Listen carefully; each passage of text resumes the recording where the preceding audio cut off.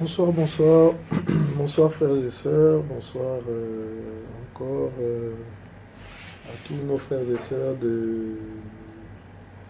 tous nos auditeurs, à tous ceux qui suivent un peu, voilà, sur Voici le Machia ou sur Radio Message de Réveil, voilà. Hein, nous bénissons le Seigneur pour ces instruments-là qu'il nous donne vraiment pour partager son évangile, pour partager sa parole. Que son nom soit béni. Voilà.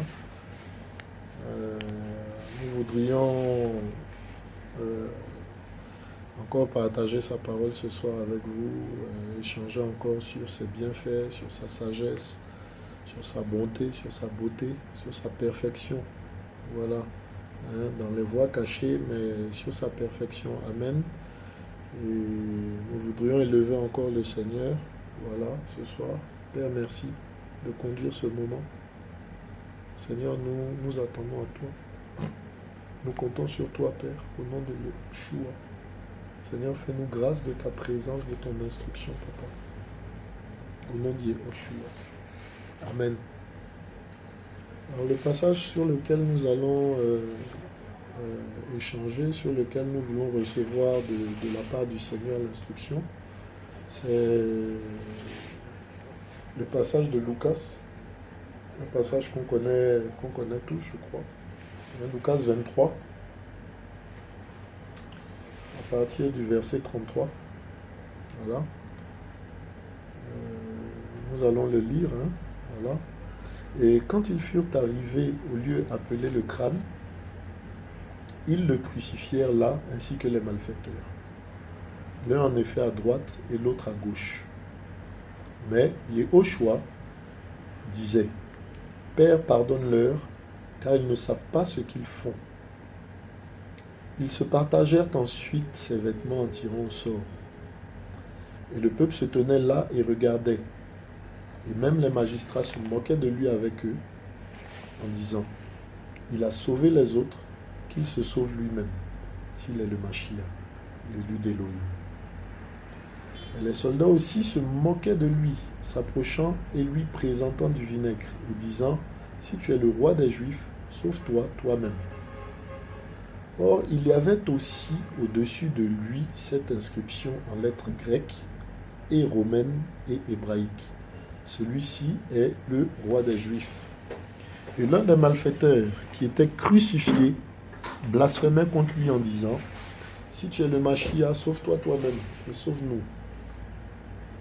Mais l'autre répondant, le réprimandait d'une manière tranchante en disant, ne crains-tu pas Elohim, toi, puisque tu es sous le même jugement?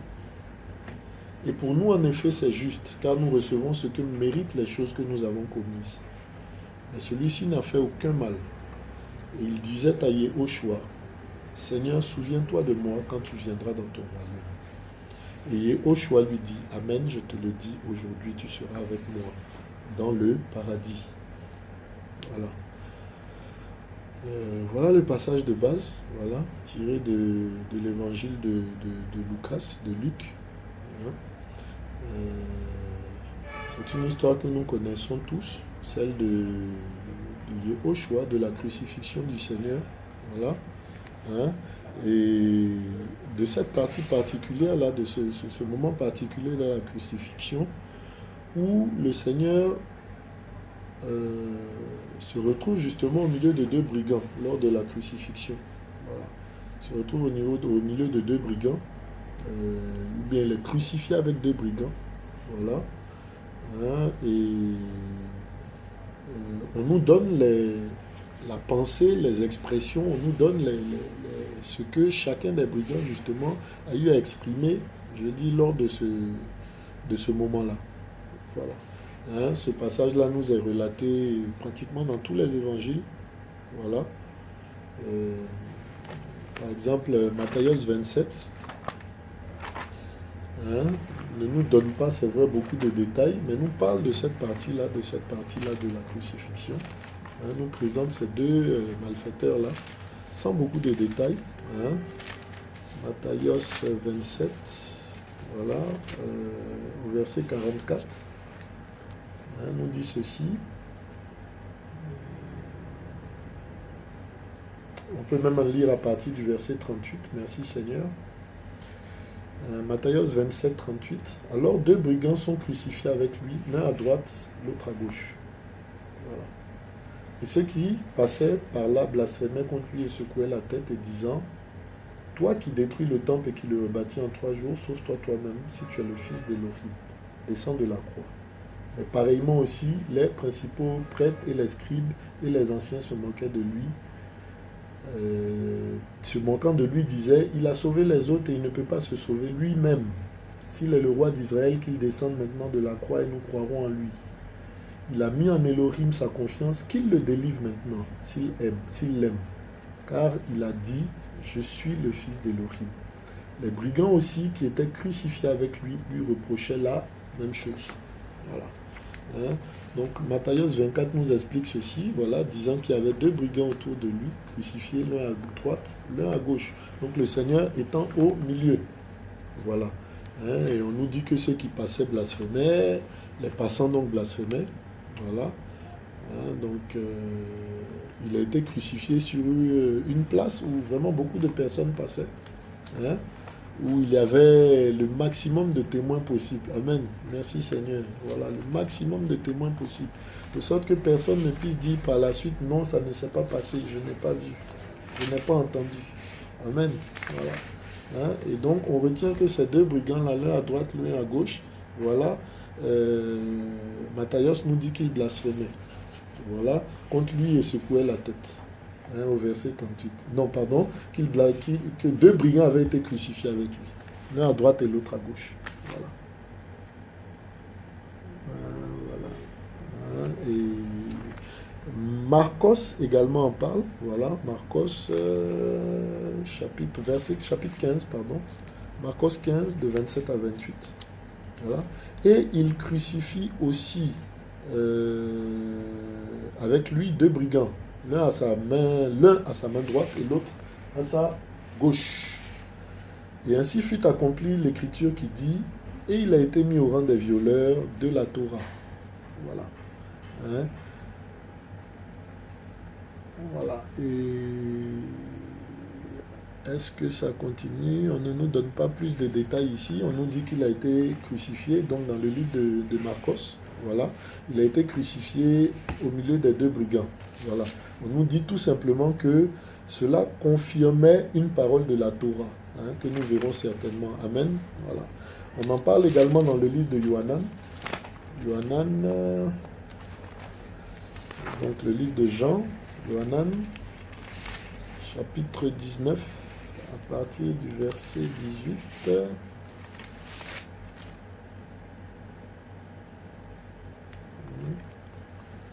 Voilà, ou bien on peut lire à partir du verset 16. Alors il le leur livra à cet instant pour être crucifié. Il prit Yehoshua et l'emmenèrent. Yehoshua portant sa croix arriva au lieu appelé le crâne, qui se dit en hébreu Golgotha, où ils le crucifièrent et deux autres avec lui, un de chaque côté et Yehoshua au milieu.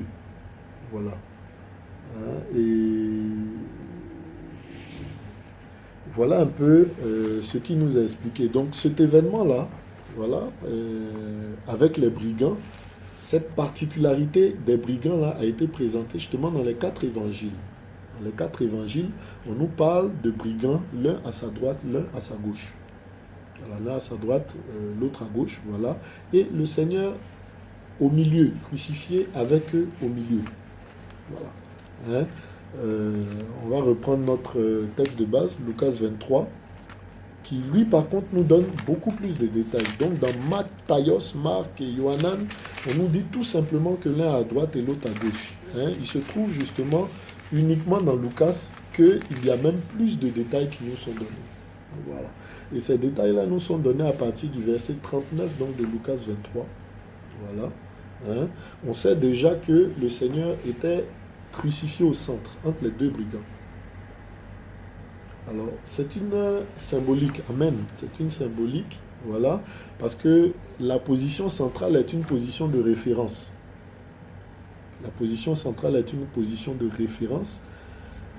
Dans la vie courante, hein, on parle par exemple de centre des affaires, on parle quel terme autre je pourrais dire? Voilà, du centre de toute chose, il est au milieu de toute chose, il est au centre de toutes les discussions, il est pour une personne qui est influente, hein, on dit qu'elle est au centre de toutes les discussions, qu'elle est au centre de tous les échanges, voilà, hein, pour une personne influente. Donc le centre des affaires, c'est là où se débattent toutes les affaires et toutes les décisions importantes se prennent, tout ça. Voilà, on peut parler aussi de centre névralgique.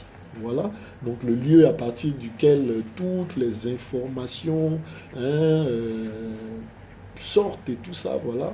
Parlant par exemple du cerveau, hein, du centre névralgique, voilà, à partir duquel toutes les informations voilà, sont communiquées, voilà. Hein. Euh, voilà, on peut parler de QG par exemple, qui est le centre où on débat de toutes les choses voilà, militaires et tout ça, voilà, ou bien QG de campagne, centre de campagne et toutes ces choses-là, voilà, hein, pour ce qui est de la politique. Hein, bien entendu, nous, enfants du Seigneur, n'en faisons pas, amen, voilà, pour ceux qui ne le sauraient pas, voilà.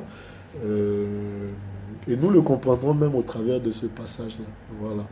Hein, nous le comprendrons au travers de ce passage-là, voilà. Mais le centre, justement, hein, pour dire, le centre est la position de référence, est une position principale, voilà, est une position véritablement de référence à partir de laquelle, par exemple, les mesures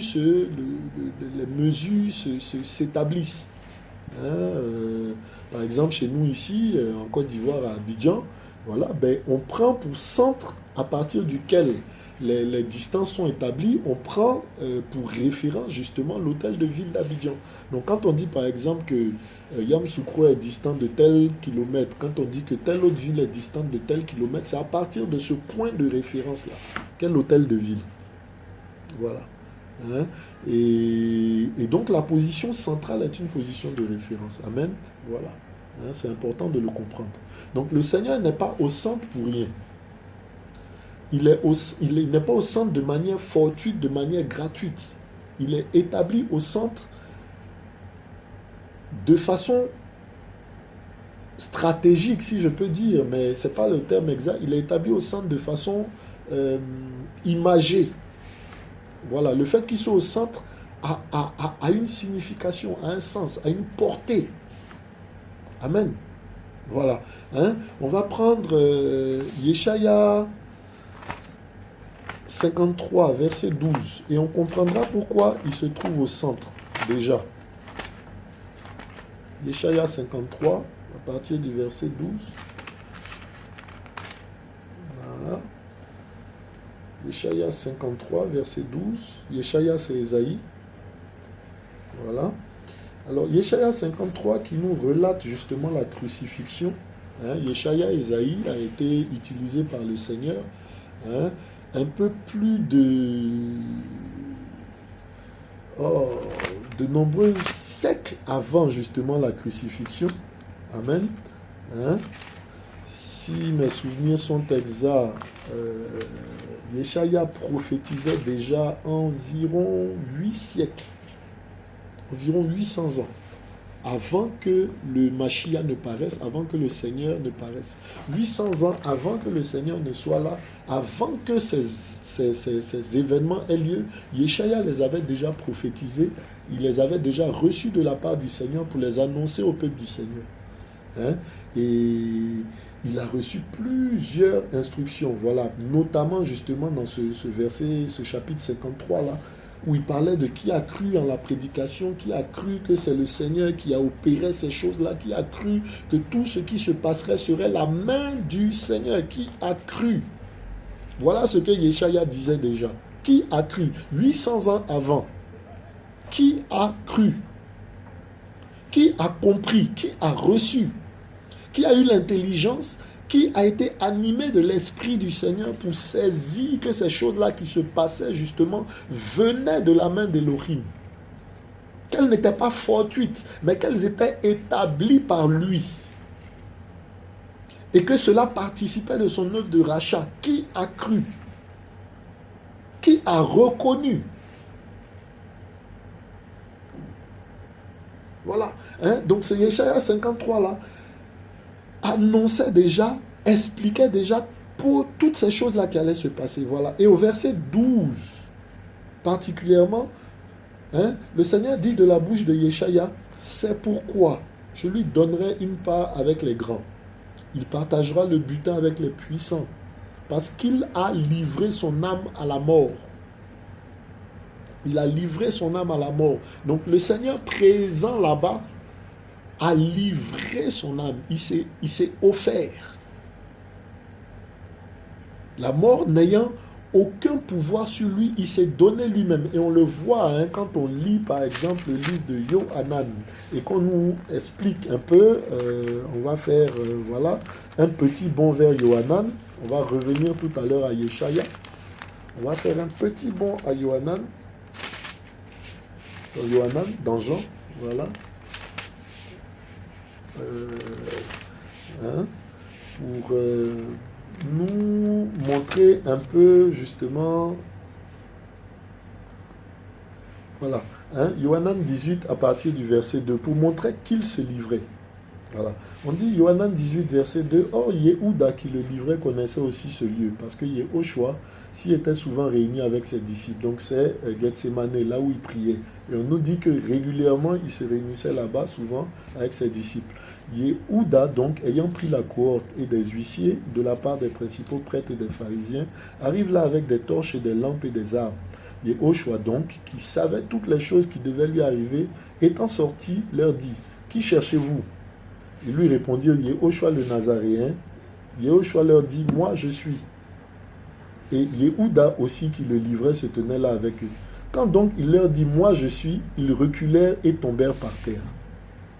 Amen, c'est merveilleux. Ils reculèrent et tombèrent par terre. Alors vous venez chercher quelqu'un, il vous dit, bon ben voilà, moi je suis. Et bon ben vous reculez, vous tombez par terre. Par quelle force? Voilà. Mais certainement par la gloire du Seigneur. La Bible dit, alors il leur demanda encore, qui cherchez-vous? Il dit, Yehoshua le Nazaréen. Yehoshua répondit, je vous ai dit que moi je suis. Si donc vous me cherchez, laissez aller ceci. Ainsi s'accomplit la parole qu'il avait dite, je n'ai perdu aucun de ceux que tu m'as donné. Voilà. Et donc c'est suite à cela, parce que justement le Seigneur leur permet de le saisir. Voilà, parce c'est le temps, justement pour ces choses-là, que le Seigneur avait annoncé en Matthios, par exemple, 16, à partir du verset 19, voilà, il dit, lorsque Pétros le reconnaît comme étant le Mashiach, il dit qu'il ira, qu'ils vont à Jérusalem, où il devra souffrir de la part des principaux prêtres, des sacrificateurs, des anciens, voilà, et qu'ils le saisiront, le feront souffrir, voilà, et voilà, qu'il mourra et qu'il ressuscitera. Donc il enseignait ces choses-là, il leur a dit. Voilà. Et donc, Yohanan nous explique que quand on venait le saisir, il a dit, moi je suis, et ils ont reculé, ils sont tombés. Voilà. Et donc, ça nous confirme ce que Yeshaya a dit, qu'il s'est livré dans Yeshaya 53, verset 12. C'est pourquoi je lui donnerai une part avec les grands, il partagera le butin avec les puissants, parce qu'il a livré son âme à la mort. Il a livré son âme à la mort. Il a livré, c'était écrit. Il a livré son âme à la mort. Donc le Seigneur ne se retrouve pas au milieu de ces brigands-là de façon fortuite. Il ne se retrouve pas à la croix de façon fortuite. Il a livré son âme à la mort. Et il a livré son âme à la mort pour une raison. Voilà. Il a été mis donc la suite au rang des transgresseurs. Parce qu'il a porté lui-même les péchés de beaucoup et qu'il a intercédé pour les transgresseurs. Voilà. Donc la Bible dit qu'il a été mis au rang des transgresseurs. Yeshaya annonçait qu'il a été mis au rang des transgresseurs. Regardez, c'est formidable parce que quand Yeshaya prophétise, il est 800 ans avant. Mais il parle, Seigneur merci, il parle en utilisant le passé. Et c'est exactement ce temps-là véritablement qui a été utilisé en hébreu. Il a été mis au rang des transgresseurs alors que ce n'était pas encore manifesté. Mais la Bible dit que c'était accompli. Amen. Les choses n'étaient pas encore manifestées, d'accord, mais elles étaient déjà préparées, elles étaient déjà dans le spirituel, déjà faites. Amen. Il fallait qu'elles soient manifestées physiquement. Il fallait qu'elles soient manifestées physiquement. Amen. Hein? Et nous avons ce passage-là, justement, qui nous parle du salut. Hein? Voilà que le Seigneur nous a apporté, justement, depuis le commencement. Voilà. Amen. Hein? Et ces choses-là n'étaient pas encore manifestées, on ne les voyait pas. Mais c'est formidable. Hein? Yeshaya en parle en utilisant le passé. D'accord? Je lui donnerai une part avec les grands. Il partagera le butin avec les puissants parce qu'il a livré. Parce qu'il a livré. Ce n'est pas encore arrivé, mais il a déjà livré. Amen. Hein? Il a été mis. Il a porté. Alors, voyez-vous, quand on dit que ces choses-là étaient manifestées d'avance, étaient annoncées d'avance, étaient déjà accomplies d'avance, d'accord? Bon, ben, beaucoup ont des doutes et tout, voilà. Mais je veux dire, quand on prophétise généralement, quand on parle de choses qui vont arriver, on ne parle pas au passé. Hein, bien aimé, quand nous lisons la parole, il faut que ces différents éléments-là puissent nous frapper, que le Seigneur ouvre nos yeux sur ces choses-là, ces toutes petites choses-là, que l'on voit comme simples, mais qui ont une portée. Hein? Et Yeshaya 53 commence par qui a cru. Qui a cru? Hein? Tout le passage, pratiquement, est au passé. Alors qu'on est 800 ans avant que ces choses-là ne se manifestent physiquement. Amen. Voilà. Donc ces choses-là étaient déjà préparées d'avance. Manifestées au temps où le Seigneur a décidé que ces choses-là devaient se manifester. Amen. Voilà. Hein? Et donc, la Bible déclare que le Seigneur a été mis au rang des transgresseurs. Donc ça également, ça a été annoncé. Voilà pourquoi il fallait qu'il se tienne au milieu de deux brigands. Donc il fallait que physiquement le Seigneur se trouve au milieu de deux brigands. Donc ces brigands-là et le Seigneur, ce qui se passe là n'est pas fortuit. Le Seigneur se trouvant au milieu de deux brigands, ce n'est pas fortuit. Ces choses-là sont établies par la main du Seigneur, par la main d'Élohim. Voilà. Alors pourquoi le Seigneur se retrouve au milieu de deux brigands? La Bible dit que c'est parce qu'il a été mis au rang des transgresseurs. Parce qu'il a porté le péché de beaucoup, lui-même. Et la Bible nous dit encore ce dernier point-là, d'accord? En plus d'avoir été mis au rang des transgresseurs, on le voit physiquement, voilà. En plus de porter les péchés, d'accord? On le voit aussi parce qu'il est mis au rang des transgresseurs, voilà. Hein? On dit qu'il fait quoi? Qu'il intercède, il a intercédé pour les transgresseurs. Il a intercédé pour les transgresseurs. C'est quoi intercéder? Intercéder, c'est se mettre au milieu. Intercéder, c'est se mettre au milieu, dans le but d'arranger. Voilà, deux situations, voilà, qui ne vont plus ensemble, qui ne s'entendent plus. Voilà, ben, la personne qui se tient au milieu, justement, pour les réconcilier, a cette position-là d'intercession. Voilà. Donc la Bible nous dit qu'au milieu de ces deux brigands, le Seigneur aussi est en train d'intercéder. Intercéder pour qui? Ben, intercéder justement pour les brigands. Intercéder entre qui et qui? Ben, intercéder justement entre Elohim, le Créateur, voilà, et ben, les hommes, entre Elohim et les brigands. Voilà. Entre Elohim et ces brigands-là, justement, ces brigands-là, ces deux brigands-là. Alors, dans cette situation d'intercession-là, ben, que fait le Seigneur?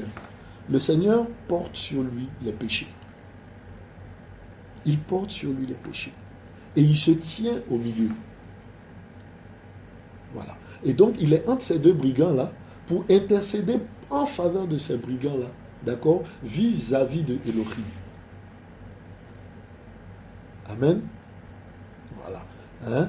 Et nous avons ce passage-là, justement, qui nous dit que le Seigneur lui-même, hein, Adonai lui-même, était en Yehoshua, d'accord, voilà, ben, pour opérer, d'accord, la réconciliation. Voyez-vous? Pour opérer la réconciliation. Hein, nous avons ce passage-là. Voilà. Et c'est ça justement, cette réconciliation-là, c'est ça justement l'intercession. Amen. Voilà. Hein, que opérait le Seigneur. Alors, nous voulons nous attarder, hein, c'est ça le passage justement sur euh, ces malfaiteurs-là. Qui sont ces malfaiteurs-là? Que représentent ces malfaiteurs-là? Voilà. Que représentent ces malfaiteurs? Ben, ces malfaiteurs-là sont devant nous. On voit hein, qu'ils sont, quand on lit à partir du verset 39, on dit que l'un blasphémait. Voilà. Hein, se disant comme tous les autres, voilà, comme les prêtres qu'on a vus, comme les magistrats, comme le peuple. Voilà, ben, si tu es le Mashiach, sauve-toi toi-même et sauve-nous. Verset 39. Voilà. Pendant ce temps, l'autre, de l'autre côté, hein, voilà pourquoi aussi on dit l'un d'un côté et l'autre de l'autre côté, avec le Seigneur au centre. Voilà. Alors, qui sont ces malfaiteurs-là? Ces malfaiteurs-là, c'est nous. Ces brigands-là, c'est nous. C'est tout un chacun de nous. Sur terre, il y a deux types de brigands. Amen. Ça peut vous choquer, frères et sœurs. Voilà. Mais sur terre, il n'y a que deux types de brigands. Il n'y a pas trois types de personnes. Il n'y a pas les bons et les mauvais. Il n'y a pas les gentils et les méchants. D'accord? Il n'y a pas ça. Amen. Voilà. Dans cette œuvre de rédemption, là, dans cette œuvre de rachat, dans cette œuvre de réconciliation, le Seigneur est venu réconcilier des brigands avec Elohim. Donc toi, moi, nous tous, frères, qui sommes sur terre, sommes considérés au travers de cette image, au travers de ce passage-là, comme des brigands. Mais il y a deux types de brigands sur terre. Voilà. Il y a deux types de brigands. Donc mon frère, ma soeur, quel type de brigand es-tu? Quel brigand es-tu? Hein, voilà le passage. Hein, voilà justement le titre du passage. Quel brigand es-tu, mon frère? Quel brigand es-tu, ma soeur? Voilà. Hein? Quel malfaiteur es-tu? Voilà, parce qu'il y a ces deux thèmes qui sont utilisés. Peut-être que le terme brigand te gêne. Voilà. Mais on va prendre l'autre terme qui est utilisé, malfaiteur. Quel type de malfaiteur es-tu? Un malfaiteur, c'est quelqu'un qui fait quelque chose mal. Voilà. Le terme mal est faire. Faiteur. Ça dit faiseur à la limite. On aurait pu dire malfaiseur. Hein, mais le mot se dit malfaisant. D'accord? Donc, quel type de malfaiteur es-tu? Voilà. Parce qu'il y a deux malfaiteurs. Voilà. Hein? Je vais lire, pour ceux que ça choque, hein, le livre de Romains. Voilà. Romains 3. Voilà. Parce que beaucoup peuvent se dire, ah oui, mais moi je ne fais rien de mal, tout ça. Voilà, je changeais il y a quelque temps dans le bus avec une jeune dame. Voilà,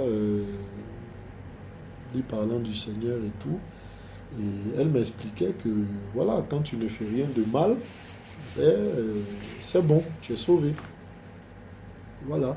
Et ce que le Seigneur nous révèle ici, c'est que la façon dont il voit les nations, dont il voit le monde, ben, il voit deux types de malfaiteurs. Il voit deux types de malfaiteurs. On pourrait se dire, oui, mais dans l'église et tout ça, il y a des gens... Non, non, non, le Seigneur voit deux types de malfaiteurs. Voilà. Voilà. Hein? Alors, Romains 3, à partir du verset 21. On va lire à partir du verset 21. Mais maintenant, sans la Torah est manifestée la justice d'Elohim. La Torah et les prophètes lui rendant témoignage. Mais la justice d'Elohim, par le moyen de la foi en Yahushua, pour tous et sur tous ceux qui croient. Car il n'y a pas de différence. Car tous ont péché et n'atteignent pas la gloire d'Elohim. Tous ont péché. Tous ont péché. Et n'atteignent pas la gloire d'Elohim. Voilà. Amen. On dit tous ont péché.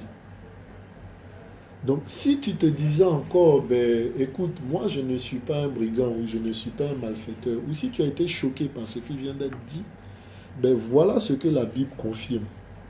Tous ont péché et sont privés et n'atteignent pas la gloire d'Élohim. Tous. Sans aucune expression. Sans aucune exception. Voilà. Que l'on soit juif, que l'on soit romain, hein, que l'on soit arabe, ou toutes ces choses-là, voilà, tous ont péché. Amen. Donc quand le Seigneur nous voit d'abord, amen, quand il voit les nations d'abord, il voit deux brigands. Il voit deux brigands, il ne voit pas autre chose. Alors, mais des deux brigands, les deux brigands ne sont pas pareils. Voilà. Les deux brigands ne sont pas pareils. Et quand on revient à notre texte de base, on le comprend aisément. Quand on lit à partir du verset 39, les deux brigands ne sont pas pareils. Voici pourquoi nous vous demandons, frère, quel type de brigand es-tu? Quel type de brigand es-tu, ma soeur? Quel type de brigand? Alors, le brigand numéro 1, c'est celui-ci là. D'accord? On dit qu'au verset 39, le brigand numéro 1 blasphème. Il blasphème en disant de Yehoshua, si tu es le Mashiach. Donc le brigand numéro 1, c'est celui qui ne reconnaît pas le Mashiach. C'est celui qui ne reconnaît pas le Mashiach. Alors, je veux revenir même sur le fait de brigand avant que l'on continue. Avant que l'on continue. Et il est important que nous puissions comprendre ces choses-là. Amen. Voilà. Merci Seigneur. Alors, beaucoup pensent qu'ils sont justes. Beaucoup pensent qu'ils sont parfaits.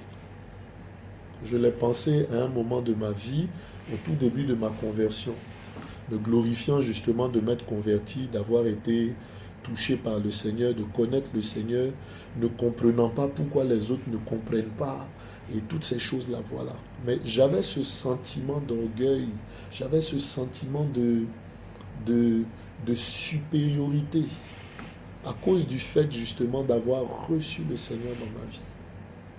Regardant aux autres comme des parias, regardant aux autres comme des personnes avec lesquelles il ne faut même pas parler, auxquelles il ne faut même pas dire bonjour. C'est vrai qu'il y a une catégorie de personnes auxquelles il ne faut pas dire bonjour. La Bible en parle. Les frères qui vivent dans l'irrésolution, les frères, c'est-à-dire ceux qui se disent du Seigneur et qui vivent mal.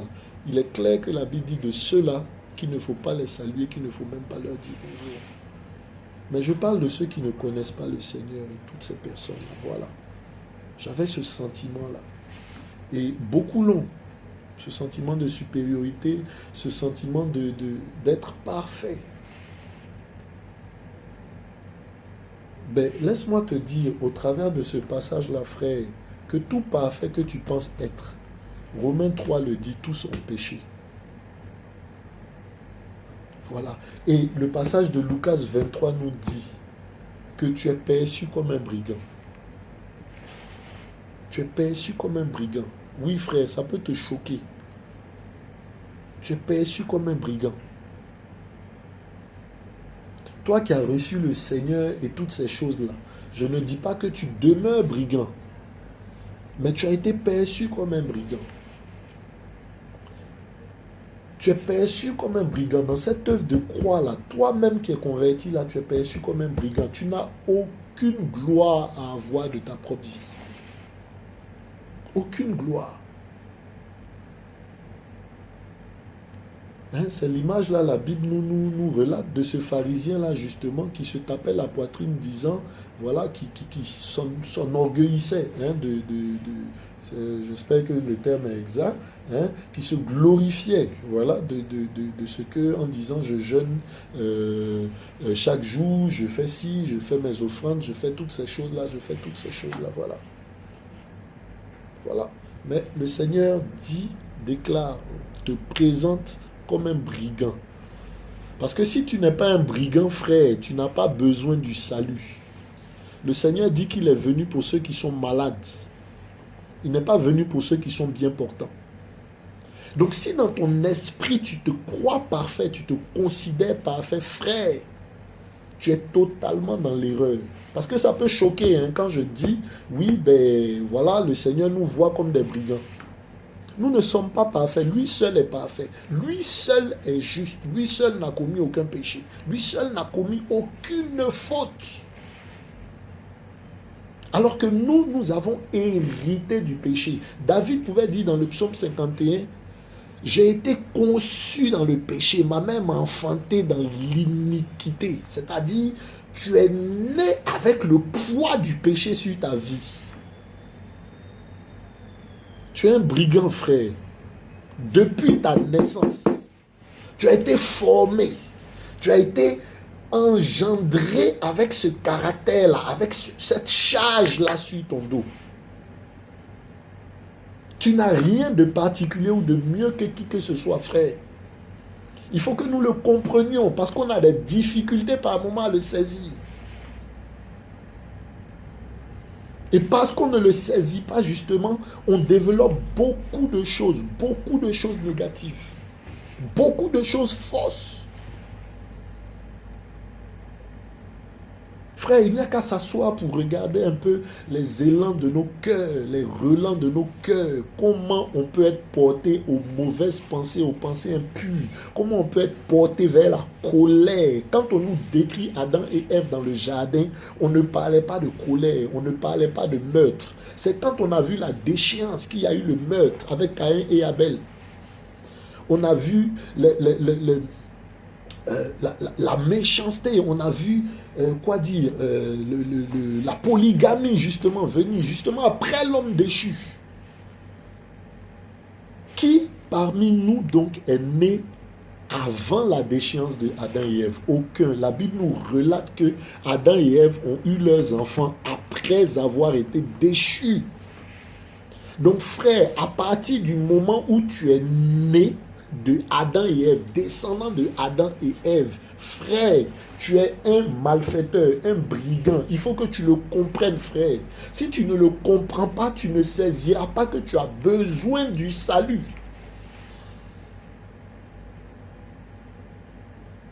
Voilà.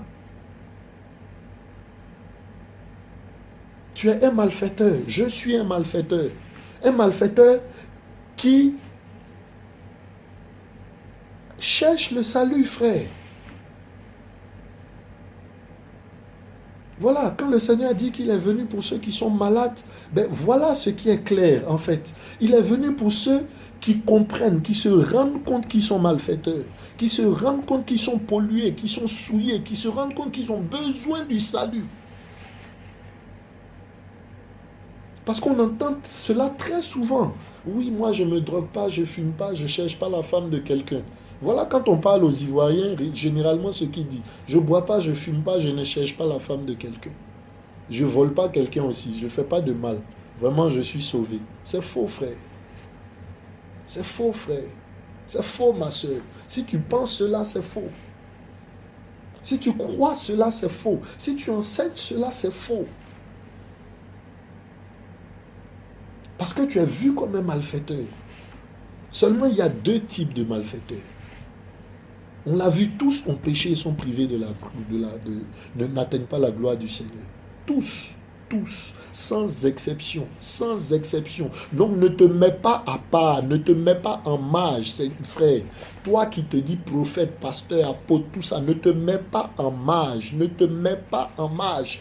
Tu as la nature déchue, tu as hérité de cette nature-là. Si tu ne te gardes pas, si tu ne mets pas ton confiance, ton espérance en Yehoshua, frère,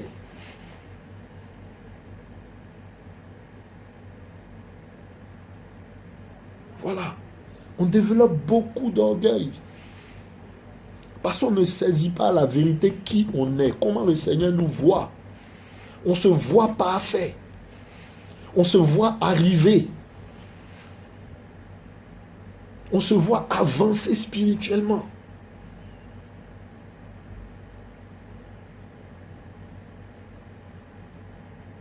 Mais à la vérité, malfaiteur. À la vérité, malfaiteur, frère. Les apôtres avec le Seigneur, là, les apôtres avec le Seigneur, 3 ans et demi avec lui, qui ont vu les morts ressuscités, qui ont vu les pains multipliés, qui ont mangé ces pains-là, qui ont vu les poissons multipliés, qui ont vu toutes sortes de signes, toutes sortes de prodiges. La parole déclare que quand il y a eu l'oppression, ils se sont tous dispersés. Tous apôtres qu'ils étaient. Malfaiteurs. Pierre qui tranche l'oreille de Malchus. Hein, quand dans Yohanan, là, qu'on a lu tout à l'heure, dans le livre de Jean qu'on a lu tout à l'heure. Qui tranche l'oreille de Malchus. Tout apôtre qu'il est. Malfaiteur. Le couteau là lui venait d'où?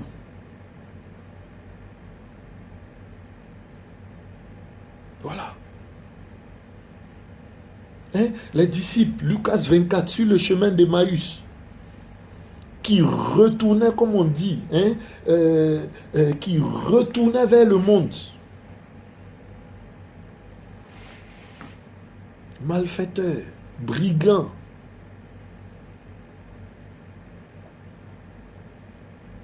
Voilà. Et c'est ce que nous sommes tous, frères.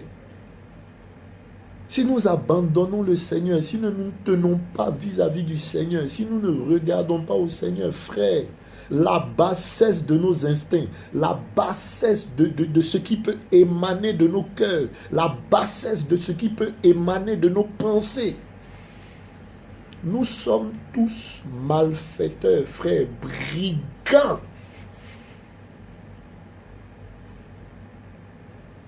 Voilà. Mais quel type de brigands sommes-nous? Parce qu'il y en a deux.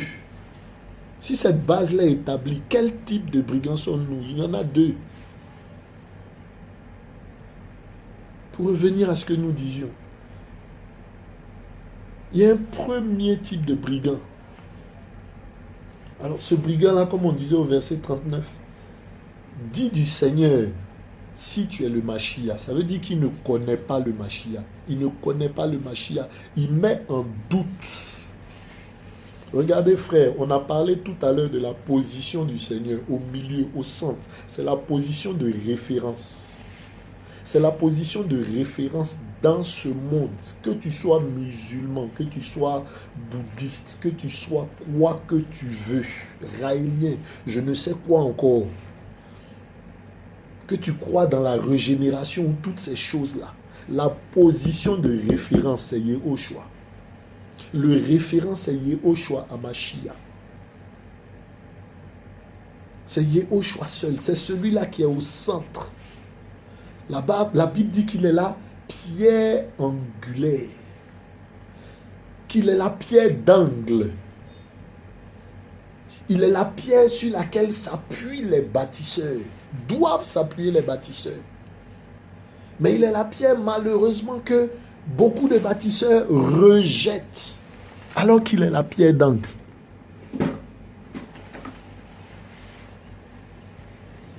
Il est tellement la pierre d'angle qu'il déclare dans sa parole que il est le rocher, que celui qui tombe sur lui se brise. Et celui sur qui il tombe est écrasé.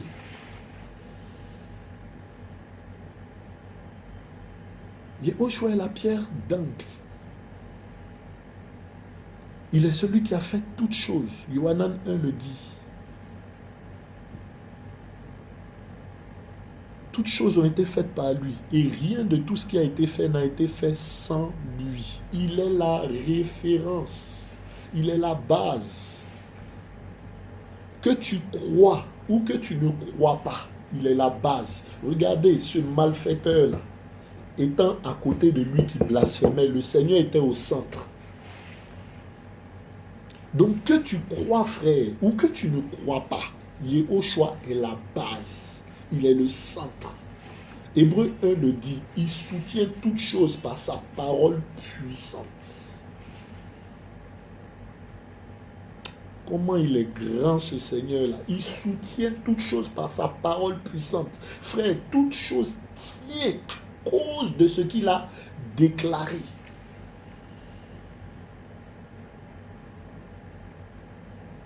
Il est la pierre d'angle, il est le socle, il est le fondement.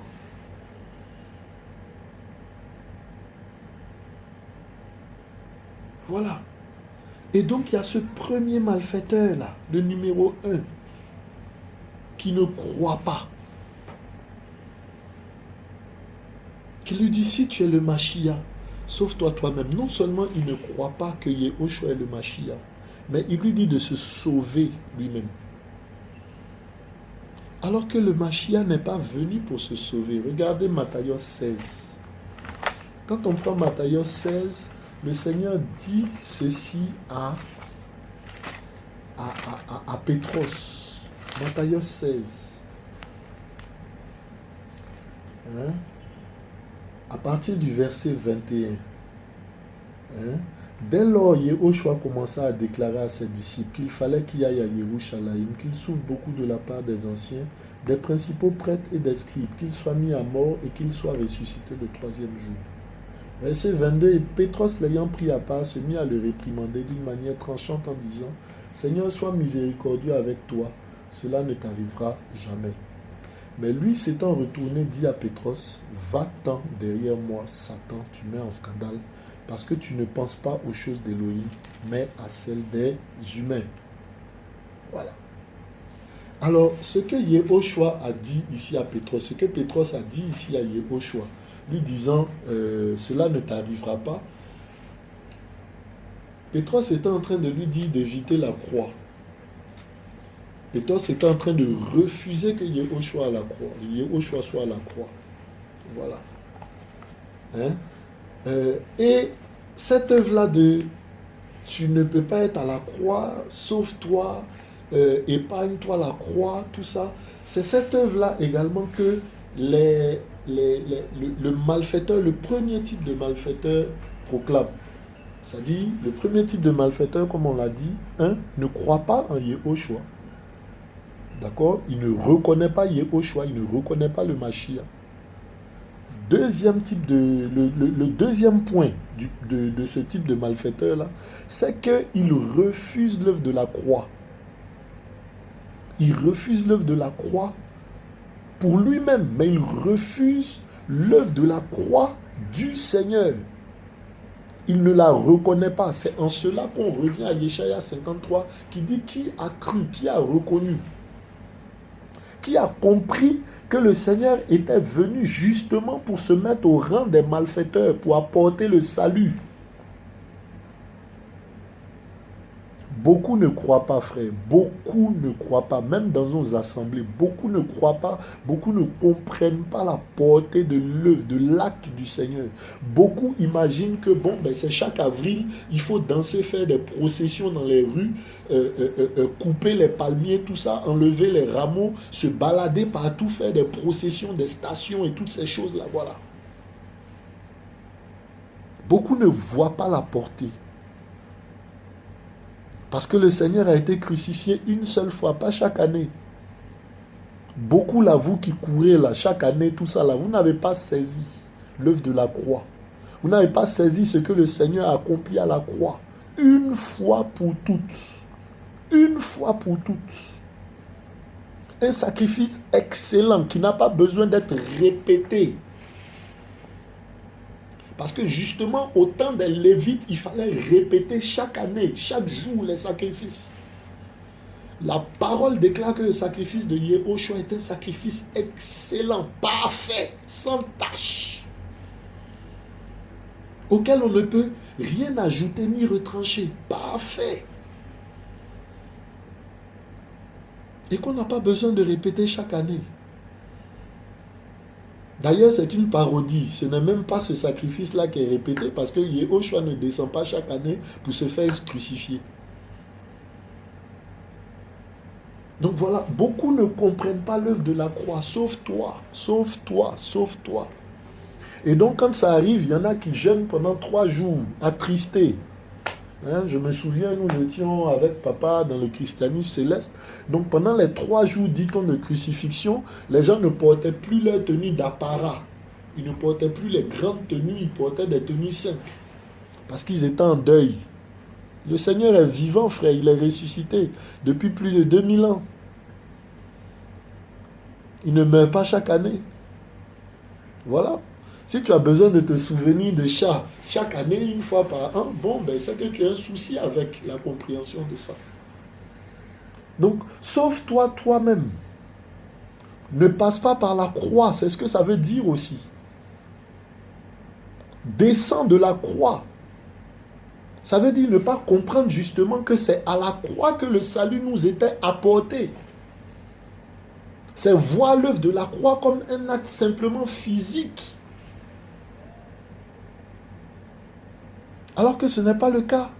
Il fallait justement, comme on l'a lu tout à l'heure dans Matthios là, 16, que le Seigneur passe par la croix. Il dit même quelque part dans la parole que c'est pour ça qu'il est venu. Il est venu pour s'offrir à la croix. Donc, ceux qui disent sauve-nous, comme justement ce malfaiteur-là, le malfaiteur 1 qui dit sauve-nous, c'est ceux-là justement qui n'ont pas conscience que c'est par la croix que le salut nous est donné. Beaucoup, quand on prend beaucoup de religions, surtout les musulmans, ne comprennent pas. Pour certains, ils disent ce n'est pas Yehoshua qui était à la croix, mais il a été échangé, transformé. Par qui? Mais voilà, pour eux, il a été changé, il a été transformé. Non, Yehoshua est passé par la croix, il a payé ce prix-là, intercédant pour nous, afin que nous soyons sauvés. La Bible dit qu'il a livré sa vie, on l'a vu dans Yeshaya 53, on l'a vu dans Yohanan. Il a livré sa vie, il s'est offert. Comme un agneau, Yeshaya 53 le dit, comme un agneau qu'on mène à la boucherie. Il n'a pas dit un mot, il n'a pas protesté. Il est comme Yitzhak qui a dit à son père, « Père, nous montons là pour faire le sacrifice. Je sais que quand on va faire sacrifice, il y a bélier ou bien il y a mouton. Mais je vois le couteau, je vois le feu, je vois le bois, je vois tout. Mais je ne vois pas l'agneau. C'est qui l'agneau? Où est l'agneau? » Voilà. Yehoshua est comme Yitzhak, qui, sachant ce qui devait arriver, ne s'est pas débiné, n'a pas fui. Il a dit, quand il prie dans Gethsémane, dans le jardin de Gethsémane, « Père, si tu pouvais éloigner cette coupe de moi, mais que ce ne soit pas ma volonté, mais que ce soit ta volonté. » Donc il était venu pour accomplir la volonté du Père, qui est celle de s'offrir à la croix, pour le salut de quiconque croit. Car Elohim a tant aimé, Yohanan 3,16, qu'il a donné, qu'il a offert, qu'il a déposé sur l'holocauste, sur l'autel, Yehoshua Mashiach le Fils, l'obéissance manifestée. Donc, il n'était pas question que Yehoshua se sauve lui-même de la croix à la vérité. Il fallait qu'il passe par la croix. Sinon, nous ne serions pas sauvés. La Bible dit que sans effusion de sang, il n'y a pas de pardon de péché dans Hébreu. Donc, il fallait que le sang parfait coule. Il fallait que le sang parfait soit versé pour effacer toute la condamnation. La Bible dit que son sang plaide mieux que le sang d'Abel, le premier sang qui a été versé sur terre. Là. Le sang de Yehoshua plaide plus, plaide au-delà.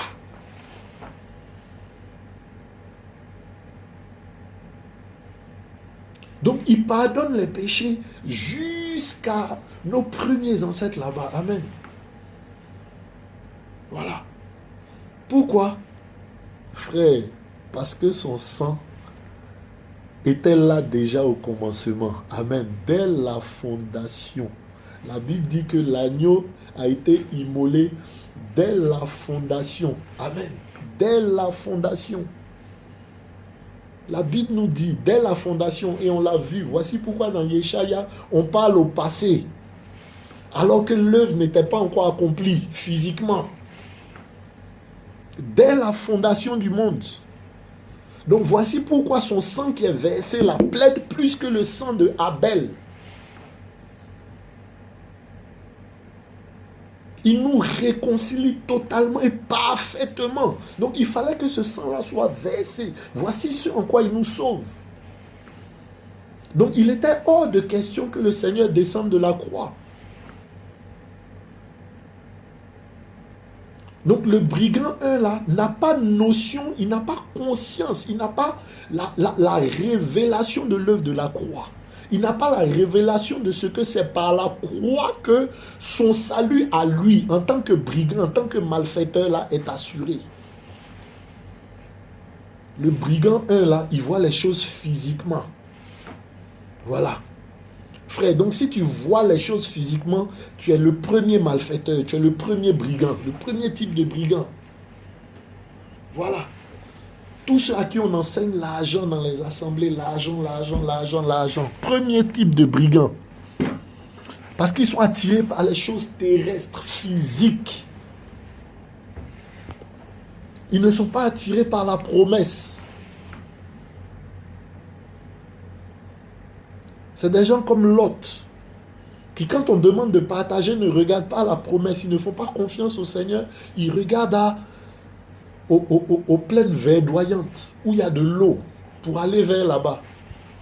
La Bible dit que l'âge est le chemin que beaucoup empruntent, mais c'est un chemin de perdition, n'est-ce pas? Voilà. Lot a choisi ce chemin l'âge, là où il y avait vraiment toutes les plaines, tout ce qui était vert, la verdure, tout ce qui était beau, qui attirait le regard. Voilà. Le malfaiteur 1 là, il aime ce qui attire le regard, la belle voiture, la belle maison, l'argent, les jets privés, les pasteurs avec des gros 4x4 et toutes ces choses-là. C'est les brigands 1. Vous êtes dans les assemblées, mais vous êtes des malfaiteurs 1.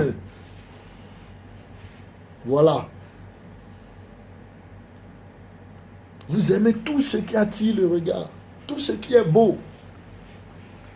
Malfaiteur 1. Si vous ne croyez pas tout à l'heure, quand je disais que vous êtes vus comme des malfaiteurs, voilà les exemples. Vous êtes beaucoup dans les assemblées comme ça, là. Malfaiteur 1. Il faut que j'ai la jolie voiture, je possède la jolie voiture, je possède la maison. Voilà, on a fait toutes ces prières là aussi avant. Pour être béni, il faut que je donne la dîme.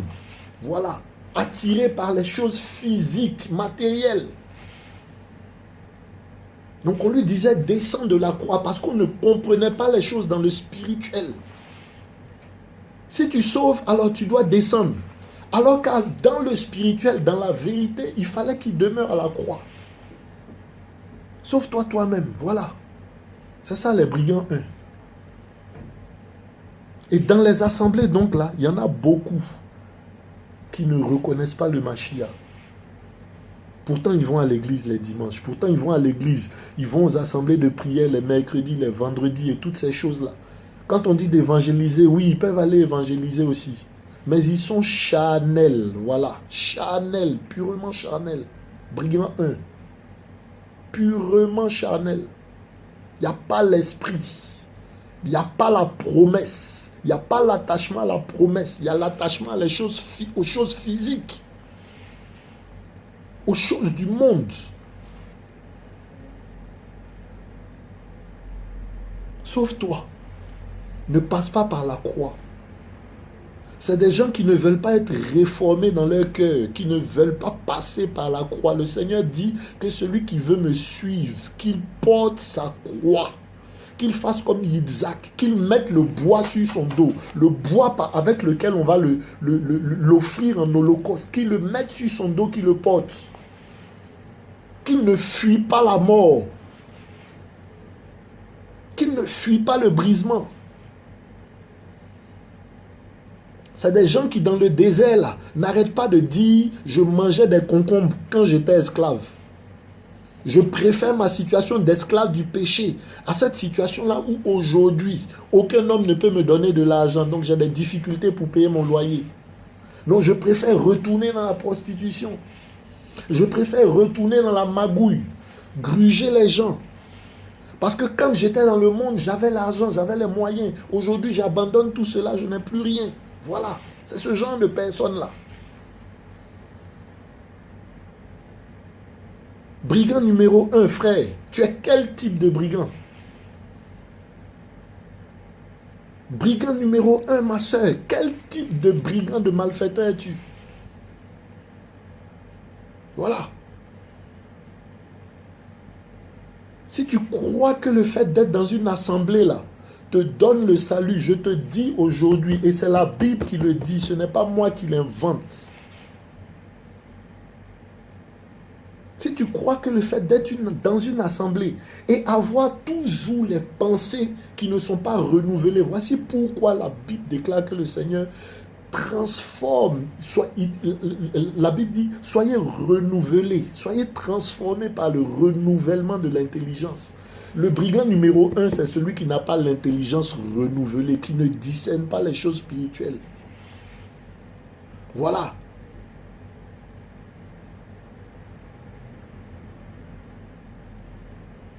L'intelligence n'est pas renouvelée, le cœur n'est pas transformé. Il y a encore la méchanceté, la colère. Il y a encore l'orgueil, la vanité, l'amour des choses de ce monde.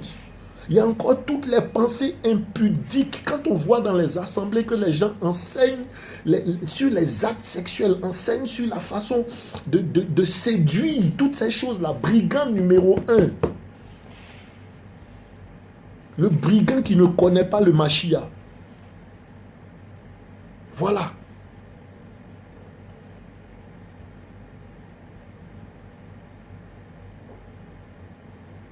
Quel type de brigand es-tu? Ton pasteur, c'est quel type de malfaiteur? Si ta relation avec le Seigneur, parce que tu ne le connais pas, dépend d'une autre personne, quel type de malfaiteur es-tu, mon frère, ma soeur? Ce malfaiteur-là, hein? Il dit, malgré toutes ces choses-là, qui ne connaissent pas le Mashiach, qui soient charnels, sauf toi-même, il dit, malgré tout ça, sauve-nous. Donc, frère, ce n'est pas des gens qui sont à l'extérieur, frère, c'est des gens de la maison. C'est très souvent des gens de l'église. C'est très souvent des gens qui sont dans les assemblées tous les dimanches. Sauve-nous, qui soupirent après le salut, qui cherchent le salut, mais qui n'ont aucune compréhension, aucune connaissance du Seigneur. C'est les gens aussi qui sont dehors du monde, qui prétendent chercher le salut ou qui aspirent au salut, mais qui ne veulent pas changer de vie. Ils veulent être sauvés, mais sans passer par la connaissance du Mashiach. La parole déclare, or à ceux qui ont cru, à ceux qui l'ont reçu, la parole a donné le pouvoir de devenir enfant d'Élohim. Tu n'as pas cru, tu n'as pas reçu, parce que tu dis, si tu es le Mashiach, comme le malfaiteur 1, mais tu veux le salut. La Bible déclare, frère, toi qui ne connais pas Yehoshua, qui ne l'a pas encore accepté, qu'il n'y a aucun autre nom, aucun autre salut, aucun autre nom par lequel nous puissions être sauvés, si ce n'est le nom de Yehoshua. Il n'y a de salut en aucun autre nom. Voilà le salut véritable. Yehoshua à Mashiach. Voici pourquoi il s'appelle Mashiach, c'est-à-dire celui qui a reçu l'onction, qui est oint, qui a été élu.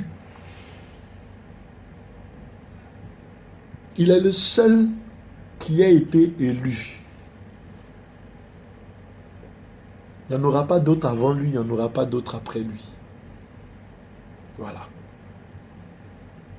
Donc si tu n'as pas encore fait la paix avec Yehoshua, si tu ne le connais pas, si tu te retrouves dans le cas du brigand numéro 1, mon frère, il est temps de passer au brigand numéro 2.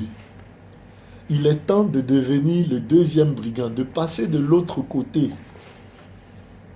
De passer de l'autre côté. Regardez, Yehoshua se tenait au centre des deux brigands. Le brigand numéro 1 qui ne croit pas. Mais si tu veux devenir, si tu veux le salut, il faut que tu puisses passer par Yehoshua. Il faut que tu puisses le traverser pour te retrouver de l'autre côté. Pour devenir ce brigand-là numéro 2. Ce brigand numéro 2. Et c'est qui ce brigand numéro 2 là? Voilà. Hein? Le brigand numéro 2, il dit ceci. Ne crains-tu pas Elohim? Le brigand numéro 2 a la crainte d'Elohim. Le brigand numéro 2 a la crainte d'Elohim. Voilà. Le brigand numéro 2 dit ceci, et pour nous, en effet, c'est juste. Le brigand numéro 2 reconnaît qu'il n'est pas juste. Il reconnaît qu'il est pécheur. Il reconnaît qu'il n'a aucun mérite. Il reconnaît qu'il n'est pas parfait. Il reconnaît qu'il n'est que souillure s'il n'a pas le Seigneur. Il reconnaît que s'il n'a pas l'esprit d'Élohim, il est livré à l'iniquité et au péché. Il ne s'appuie pas sur sa propre force. Il ne s'appuie pas sur sa propre sagesse. Il ne s'appuie pas sur son intelligence. Parce qu'il sait qu'il ne vaut rien. La Bible dit que Yehoshua n'avait pas confiance en l'homme. Parce qu'il savait qu'il n'y avait rien de bon en l'homme. Si toi tu penses que tu as quelque chose de bon, quelque chose de parfait, et que cela ne te vient pas du Seigneur, tu es le brigand numéro 1. Il faut que tu passes par Yehoshua pour devenir ce brigand numéro 2 là, qui peut dire comme Paul que tout don parfait, toute grâce excellente nous vient d'en haut. Du Père de grâce. Tout don parfait, toute grâce excellente nous vient d'en haut, qui reconnaît ce qui est bon, qui reconnaît d'où lui vient ce qui est bon. Voilà. Le brigand numéro 1. Et pour nous, en effet, verset 41, ne crains-tu pas Elohim? Déjà, il a la crainte d'Elohim. Et pour nous, en effet, c'est juste, car nous recevons ce que méritent les choses que nous avons commises. Voilà. Il reconnaît qu'il est pécheur. Il reconnaît que sa vie n'est pas juste. Il reconnaît, comme Romains 3, 23 le dit là, que tous ont péché. Il reconnaît donc qu'il a péché. Il reconnaît comme David là, qu'il est né dans l'iniquité, qu'il a, même après être né dans l'iniquité, a pratiqué le péché. Il reconnaît que sa vie n'est en rien honorable devant le Seigneur. Voilà. Il reconnaît par là même que le seul qui soit juste, c'est Yehoshua. Parce qu'il le dit, mais celui-ci n'a fait aucun mal. Voilà. Donc il reconnaît que Yehoshua est le seul qui soit pur, parfait. Et que c'est par son sacrifice, un sacrifice parfait, fait pour nous, que nous pouvons être sauvés. Donné à notre place. Le brigand numéro 2 a une espérance. Et c'est ça. Oh, combien c'est important, l'espérance. Il a une espérance. Il ne regarde pas ce qui se passe physiquement. Le Seigneur est à la croix, mais il espère que c'est au travers de cette croix-là qu'il aura le salut. Donc il dit au Seigneur, souviens-toi de moi quand tu reviendras. Il a une espérance. Il sait que le Seigneur reviendra pour établir son royaume. Frère, est-ce que tu sais ça? Est-ce qu'on t'enseigne ça dans ton assemblée? Ou est-ce qu'on t'attache aux choses de la terre? Le brigand numéro 2 a une espérance. Il espère en Yehoshua. Il met sa confiance en Yehoshua. Il reconnaît que Yehoshua est pur et que c'est par son sacrifice qu'il est sauvé. Il reconnaît que même s'il y a la croix, il ne regarde pas cette croix-là. Il ne regarde pas ces choses qui se passent là maintenant. Mais il regarde à l'espérance. Il ne rit pas de l'espérance. Comme pouvait le faire Ishmaël. Il ne rit pas de l'espérance. Il est dans l'espérance, donc il est fils de l'espérance. Et comme il est fils de l'espérance, le brigand numéro 2, là, le Seigneur lui dit quoi au verset 43? Je te le dis aujourd'hui, tu seras avec moi dans le paradis. Donc le brigand numéro 2, là, c'est celui qui a le salut. C'est celui qui a le salut, c'est celui que le Seigneur emporte avec lui. Amen. C'est celui que le Seigneur emporte avec lui. Père, merci. Aujourd'hui même, sur le champ, ce brigand numéro 2 là, il n'a pas fait confiance à la dîme pour être sauvé.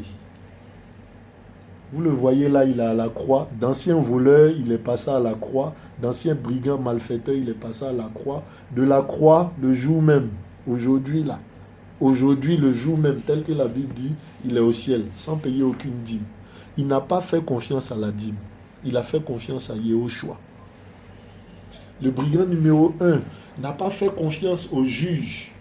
Il n'a pas fait confiance à tout ce qui l'environnait. Il n'a pas regardé à toutes ces choses-là. Il n'a payé aucune dîme. Il n'a fait aucune offrande. Parce qu'aucune offrande ne peut offrir le salut à la vérité. Aucune offrande. Aucune offrande. Le salut ne se monnaie pas, il ne se paye pas. Vous avez reçu gratuitement, donné gratuitement. Voici ce que dit la Bible. Dites-moi quelle dîme ici, là, le brigand numéro 2 a payé. Et pourtant, oh Seigneur, quelle abomination. On entend dans les assemblées, on entend dans les nations partout là. L'arbre de vie, tout ça là, c'est la dîme. L'arbre de connaissance de bien et du mal, c'est la dîme et toutes ces choses-là. Je suis allé en enfer, j'ai vu des gens qui étaient là-bas parce qu'ils n'ont pas payé la dîme. Tous ces gens-là sont des menteurs. Voilà, parce que la Bible dit clairement ici que ce monsieur-là, brigand numéro 2, sans aucune dîme, sans rien payer, simplement par la foi. Par la foi. Parce qu'il a cru en l'espérance. Parce qu'il n'a pas regardé aux choses physiques. Voyant quelqu'un qui est en train d'être crucifié, est capable de se dire que c'est par sa mort que mes meurtrissures sont guéries. C'est par ces meurtrissures que ma condamnation est ôtée.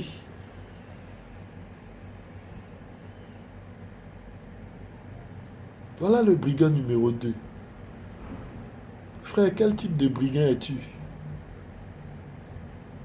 Je t'invite à être le brigand numéro 2, à avoir de l'espérance, à mettre ta foi, ta confiance en Yehoshua. Peu importe les situations que tu traverses, peu importe les difficultés que tu vis, le moment, là, présent, peu importe le prix que tu as à payer, surtout par les temps qui arrivent, ces temps d'oppression, là, je vous dis, qui viennent dans les nations. Peu importe ces choses-là, accrochons-nous à l'espérance. Le brigand était à la croix, donc il souffrait la douleur de la croix. Il souffrait les souffrances de la croix, mais il avait l'espérance. Malgré toute la douleur dans laquelle il était, il avait l'espérance. Oh Seigneur, donne-nous cette espérance-là, malgré les temps difficiles, malgré les temps d'épreuve. Seigneur, donne-nous cette espérance-là.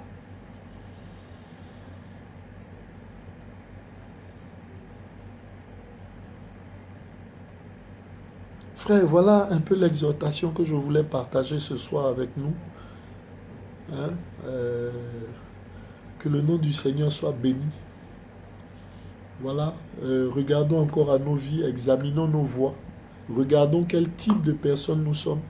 Regardons notre marche avec le Seigneur. Voilà, et je prie que véritablement le Seigneur touche nos cœurs, qu'il nous transforme, qu'il change nos vies, qu'il ouvre notre intelligence, afin que nous puissions avancer dans la justice et dans la vérité, afin que nous puissions réformer nos vies. Véritablement, son retour est imminent. Yehoshua revient. Yehoshua revient. Je suis saisi par l'Esprit même quand je parle de son retour. Le Seigneur est là. Voilà la parole qu'il met dans ma bouche pour vous ce soir. Le Seigneur est là. Examinons nos voies, frères et sœurs. Examinons nos voies. Que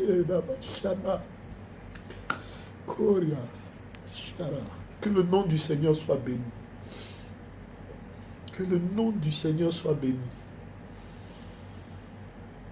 Que le nom du Seigneur soit béni. À bientôt, frères et sœurs. Que le Seigneur nous garde dans son amour. Amen.